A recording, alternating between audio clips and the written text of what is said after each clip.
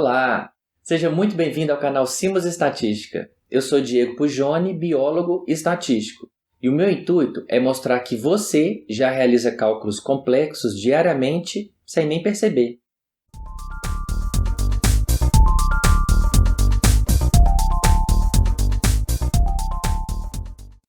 Há algumas semanas eu li uma reportagem onde eles entrevistaram uma matemática, e ela falava que ela era doutora em matemática, mas que ela não sabia fazer divisão com 3 dígitos e nem calcular a raiz quadrada à mão. Essa reportagem falava sobre anumerismo, que é algo semelhante ao analfabetismo matemático.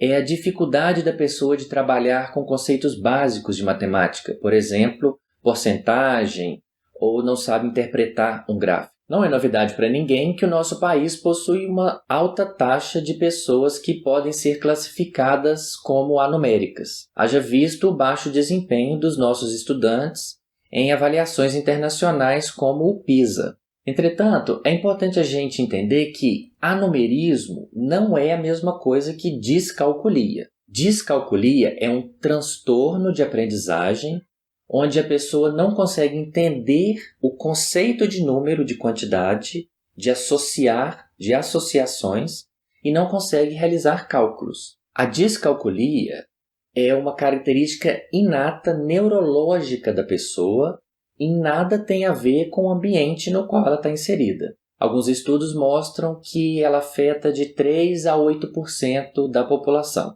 Anumerismo está relacionado ao ambiente no qual o pensamento matemático foi desenvolvido, ou melhor, no qual ele não foi desenvolvido.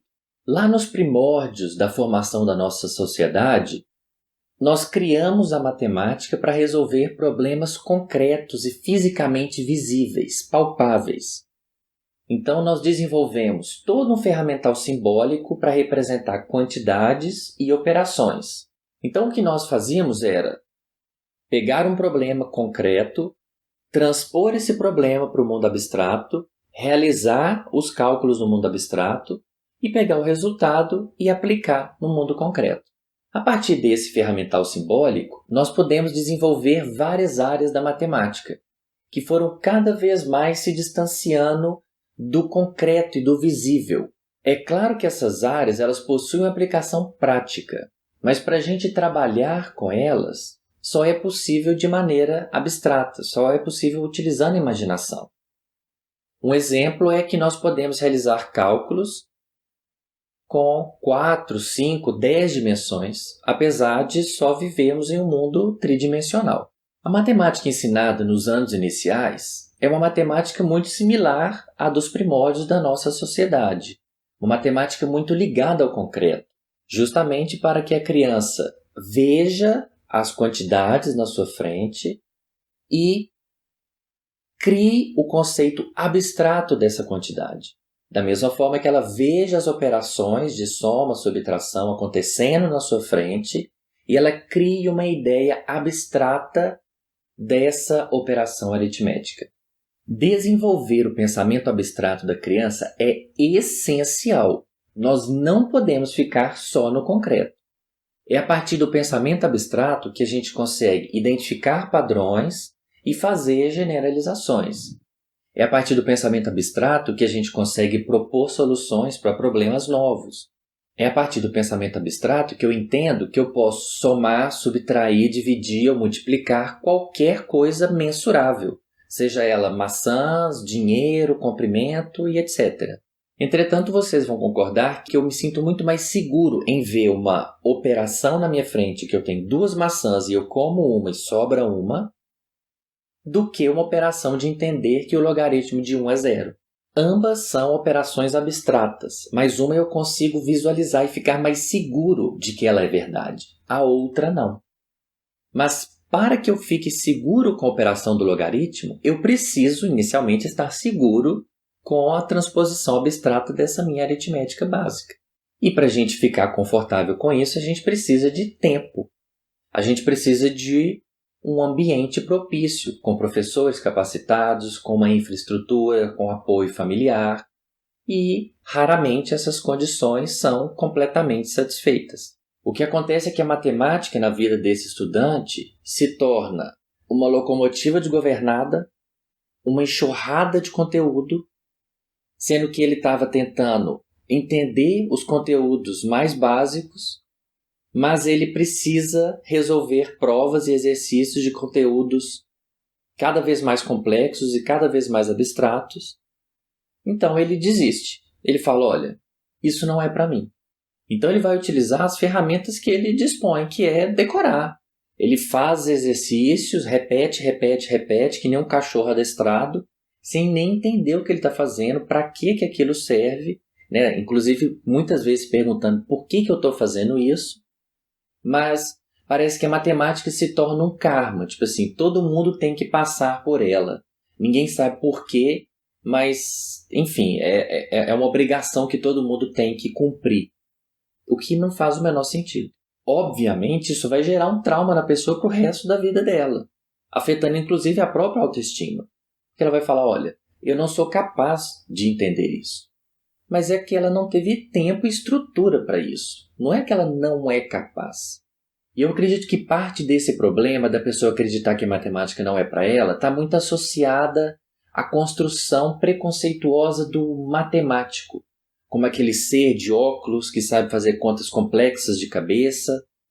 E a pessoa fala, olha, isso não é para mim porque eu não sei fazer contas complexas de cabeça. Enfim, não desmerecendo, obviamente, esses gênios da matemática, que eles foram e são essenciais para a construção, né, do conhecimento da matemática, nós precisamos romper com essa visão preconceituosa. E é por isso que eu gostei muito da reportagem da matemática falando que ela é doutora em matemática, mas ela não sabe fazer aquelas continhas decoradas que a gente aprende. Ou seja, ela sabe aplicar a matemática, mas ela não acha que é necessário que você decore que nem um cãozinho adestrado. Ela não vê matemática como um conjunto de regras que devem ser decoradas, mas como algo que deve ser entendido e aplicado no seu dia a dia. Então eu acho que a gente tem que entender que matemática não é só para aqueles gênios lá, não. É para todo mundo, qualquer um que queira desenvolver o seu raciocínio lógico matemático, se não tiver, obviamente, uma limitação neurológica para isso, todo mundo é capaz de desenvolver esse raciocínio lógico abstrato. E é isso que eu pretendo com esse canal. Você, com a experiência de vida que você tem, com a vontade que você tem agora de desenvolver esse pensamento, a gente pode voltar um pouquinho, fazer essa ponte entre o concreto e o abstrato, fazer você se sentir confortável, né, em transpor a sua visão concreta do objeto para a representação abstrata, e a partir daí você vai construindo no seu ritmo uma ideia mais complexa e cada vez mais abstrata dos conceitos que realmente são aplicados na matemática e na estatística. Só que isso vai ser feito no seu tempo. Você vai subir cada degrau no seu tempo, à medida em que você se sentir confortável com isso. E isso é a receita para o sucesso. Aprendizado ativo. Não é eu te obrigando a aprender uma coisa, é você querendo aprender. Então, para te convencer de que você é capaz de desenvolver esse raciocínio lógico abstrato, eu trouxe 3 situações cotidianas que acredito que todo mundo já deva ter passado e que você nem percebeu que são conceitos matemáticos de certa forma complexos. A primeira delas, sabe aquele balão de aniversário cheio de bala? Imagina que ele explodiu e aí as crianças foram pegando as balinhas e aí você propôs dividir as balas igualmente entre todo mundo. Você sabe fazer isso? Se você sabe fazer essa conta, então você sabe calcular uma média aritmética, que nada mais é que a soma dos valores, ou seja, a soma do número de balas que cada criança pegou, dividido pelo número de observações, que é o número de crianças. Mas quando você olha para a fórmula da média aritmética com aquele epsilon de somatório, você fala, meu Deus, eu não vou conseguir decorar essa fórmula nunca. Mas você já aplica ela sem nem perceber. Situação número 2. Imagina que você tem uma família grande e você ficou responsável pela sobremesa do Natal.